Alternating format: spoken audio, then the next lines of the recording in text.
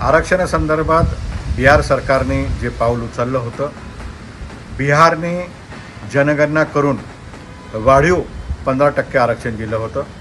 मी स्पष्टपणे आपल्याला सांगू इच्छितो, हे आरक्षण SC, ST आणि OBC यांची लोकसंख्या आधार धरून वाढीव आरक्षण त्या ठिकाणी देण्यात आलं होतं. त्या न्यायालयाने रद्द केलं. याचा संदर्भ महाराष्ट्राशी, मराठा आरक्षणाशी काय लागतो असा प्रश्न सातत्याने विचारला जातोय.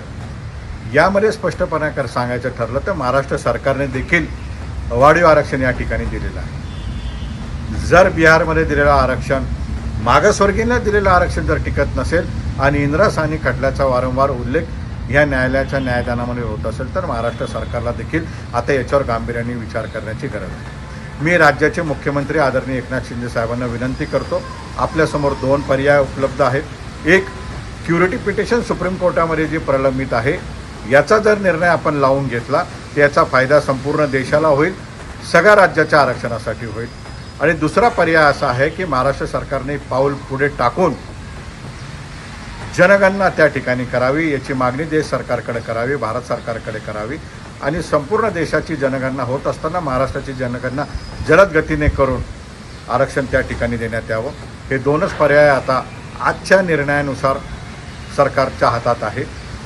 मराठा समाजाचा सगळ्या सोयऱ्याचा जो निर्णय सरकारने परिपत्रक काढलेला आहे त्याची अंमलबजावणी तात्काळ सरकारने करावे, म्हणजे किमान काही लोकांना तरी याचा फायदा होईल. सरकारने मराठा समाजाचा विषय गांभीर्याने घ्यावा. बिहारचा निर्णय हा अतिशय धक्कादायक आहे. बिहारमध्ये मागास प्रवर्गाला दिलेलं आरक्षण, वाढीव आरक्षण जर टिकू शकत नाही तर मराठा समाजाला आरक्षण कसं टिकेल याच्यावर सरकारने गांभीर्याने निर्णय घेतला पाहिजे, अशी आम्ही सरकारकडनं अपेक्षा करतो.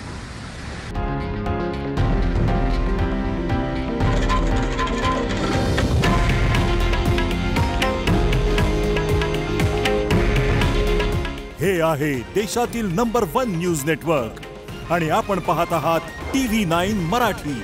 काळजी तुमची, हित महाराष्ट्राचं.